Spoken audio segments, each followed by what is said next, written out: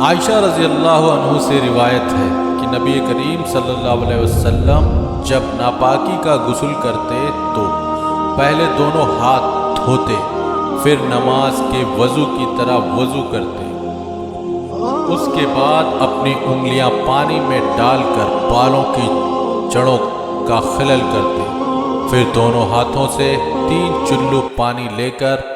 اپنے سر پر ڈالتے، اس کے بعد اپنے تمام جسم پر پانی بہاتے۔ فائدے: غسل میں بدن پر پانی بہانے سے فرض ادا ہو جاتا ہے، لیکن سنت طریقہ یہ ہے کہ پہلے وضو کیا جائے۔ میمونہ رضی اللہ عنہ سے روایت ہے کہ انہوں نے فرمایا کہ نبی کریم صلی اللہ علیہ وسلم نے غسل کے وقت پہلے نماز کے وضو کی طرح وضو کیا، لیکن پاؤں نہیں دھوئے، البتہ اپنی شرمگاہ اور جسم پر لگنے والی گندگی کو دھویا، پھر اپنے اوپر پانی بہایا، اس کے بعد غسل کی جگہ سے الگ ہو کر اپنے دونوں پاؤں دھوئے۔ آپ کا ناپاکی کا غسل یہی تھا۔ فائدے: غسل کے لیے ضروری ہے کہ پہلے پردے کا انتظام کریں، پھر دونوں ہاتھ دھوئے،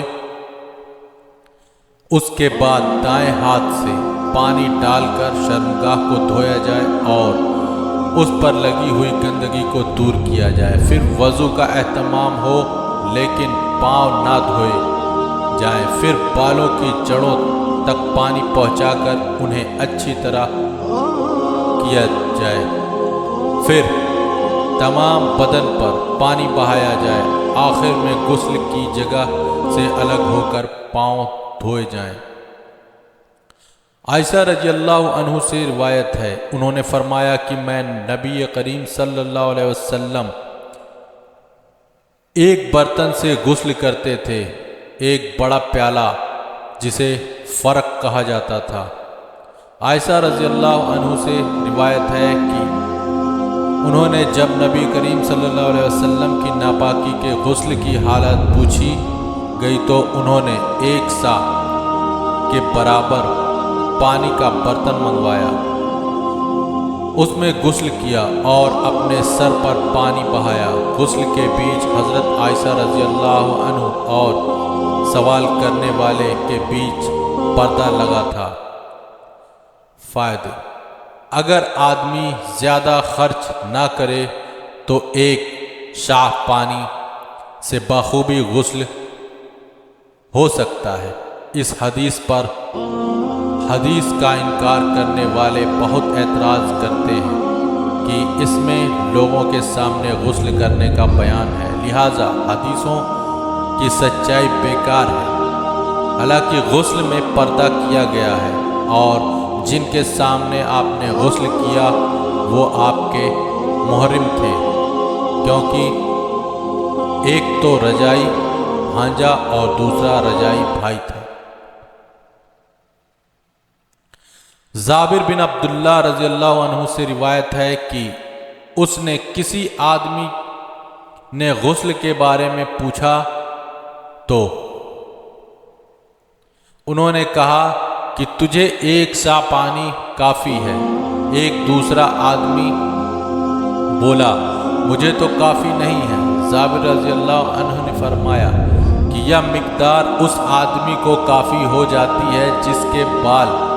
بھی تجھ سے زیادہ تھے اور وہ خود بھی بہتر تھا، یعنی رسول اللہ صلی اللہ علیہ وسلم۔ پھر جابر رضی اللہ عنہ نے ایک کپڑے میں ہماری امامت کرائی۔ معلوم ہوا کہ حدیث کے خلاف جھگڑنے والے کو سختی سے سمجھانے میں کوئی حرج نہیں، جیسا کہ حضرت جابر رضی اللہ عنہ نے حسن بن محمد بن حنفیہ کو سمجھایا۔ جبیر بن مطعم رضی اللہ عنہ سے روایت ہے کہ انہوں نے کہا کہ رسول اللہ صلی اللہ علیہ وسلم نے فرمایا میں تو اپنے سر پر 3 بار پانی بہاتا ہوں۔ یہ کہہ کر آپ نے اپنے دونوں ہاتھوں سے اشارہ فرمایا۔ عائشہ رضی اللہ عنہ سے روایت ہے کہ انہوں نے فرمایا کہ نبی کریم صلی اللہ علیہ وسلم جب ناپاکی کا غسل کرنے کا ارادہ فرماتے تو کوئی چیز ہلاب جیسی منگواتے اور اسے اپنے ہاتھ میں لے کر پہلے سر کے دائیں حصے سے شروع کرتے، پھر بائیں طرف اسے لگاتے، اس کے بعد اپنے دونوں ہاتھ سے تالو پر مالش کرتے۔ عائشہ رضی اللہ عنہ سے روایت ہے کہ انہوں نے فرمایا کہ میں نے رسول اللہ صلی اللہ علیہ وسلم کو خوشبو